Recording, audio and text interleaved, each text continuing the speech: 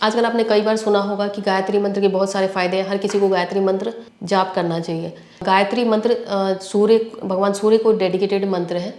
तो गायत्री मंत्र की जो इंटेंसिटी है बहुत ही ज़्यादा आप कह सकते हैं बहुत हाई होती है। और जब गायत्री मंत्र जो लोग जाप करते हैं तो उनके लिए एक पर्टिकुलर नियम होते हैं। नियम इसलिए होते हैं क्योंकि जैसे गायत्री मंत्र, अगर आपकी बॉडी क्लीन नहीं है, आपकी थॉट्स क्लीन नहीं है और आपकी जो एनर्जी सेंटर्स हैं, जो चक्र हैं, वो अलाइन नहीं है, और उस समय अगर आप ज़्यादा मात्रा में गायत्री मंत्र जपते हैं तो फिर वो आपको हार्म कर सकता है। क्योंकि मान लीजिए कि कहीं पे ब्लॉकेज है घर में आपके, जैसे कि आप नल लगा रहे हैं और पाइप में कई जगह पे ब्लॉकेज है और बहुत प्रेशर से पानी आ रहा है, तो क्या होगा, पाइप जगह जगह से जहाँ जहाँ ब्लॉकेज है ना वहाँ फट जाएगी।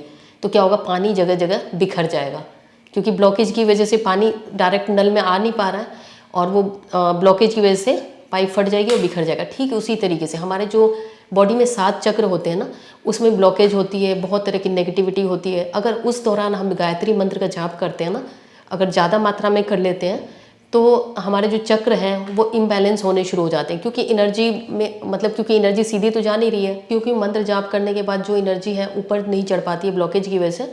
उसके बाद से आपको फिर बहुत तरह की प्रॉब्लम होनी शुरू हो जाती है, जैसे कि मेंटल प्रॉब्लम, बहुत ज़्यादा टेंशन। उसके बाद जो शुरू में ज़्यादा जाप करते हैं तो फिर वॉमिटिंग जैसा भी, क्योंकि बॉडी में नेगेटिविटी भी बहुत ज़्यादा होती है। बहुत ज़्यादा गंदा घर पड़ा है, बहुत सालों से सफाई नहीं हुई है, वहाँ पे अगर आप सफाई अचानक से करने लग जाएंगे तो क्या होगा, तो कचरा जो निकलेगा ना, तो उससे आपको भी परेशानी होगी और कचरा भी बहुत सारा दिखेगा। तो ठीक इसी तरीके से जब अचानक से चैंटिंग करने लग जाते हैं ना, तो जो हमारे अंदर की नेगेटिविटी है ना वो बाहर निकलने का रास्ता ढूंढने लग जाती है और पूरी बॉडी में एक तरह से भूचाल मच जाता है। तो इसीलिए कहा जाता है कि गायत्री मंत्र जपने के लिए कुछ पर्टिकुलर नियम होते हैं, अगर उस नियम को हम फॉलो कर पाते हैं तो हमें जाप करने चाहिए। तो जैसे गायत्री मंत्र जो जाप करते हैं तो उनके लिए थोड़ा सा खान पान की शुद्धता ज़रूरी होती है, ताकि हमारे जो चक्र हैं वो सही से फंक्शन करें।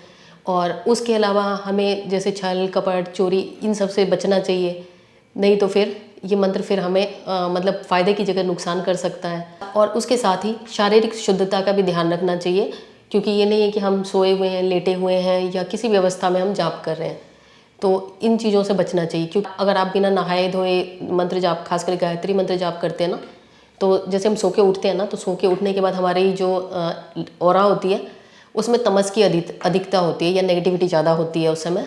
और उस समय अगर आप चैंटिंग करते हैं बिना नहाए धोए ना, तो वो जो मंत्र है ना वो आपको हार्म कर सकता है। तो इसीलिए अगर आप चाहते हैं गायत्री चैंटिंग करना, तो थोड़ा थोड़ा अपना लाइफस्टाइल में चेंज करना शुरू करिए, अपनी कंपनी सही करिए कि अच्छे लोगों के साथ उठना बैठना, और बातचीत में अच्छे शब्द का इस्तेमाल करें, झूठ कम से कम या ना के बराबर बोलने की कोशिश करें। उसके बाद आप अगर चैंटिंग करते हैं ना तो आपको बहुत बेनिफिट मिलेगा।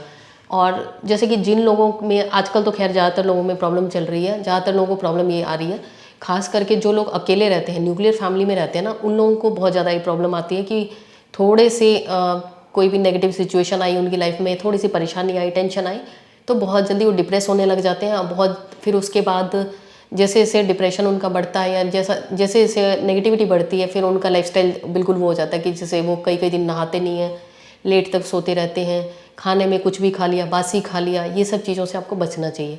और जिन लोगों का बर्थ चार्ट में सन वीक होता है या कुंडली में जो सूरज है वो वीक होता है, तो वो लोग को जैसे कि बहुत ज़्यादा लोगों की नेगेटिविटी असर कर जाती है, तो उन लोगों के लिए भी काफ़ी फ़ायदेमंद रहता है गायत्री मंत्र जपना। लेकिन थोड़ा सा नियम से करें। अगर आप नियम से करेंगे तो ये आपको मल्टीफोल्ड बेनिफिट दे सकता है।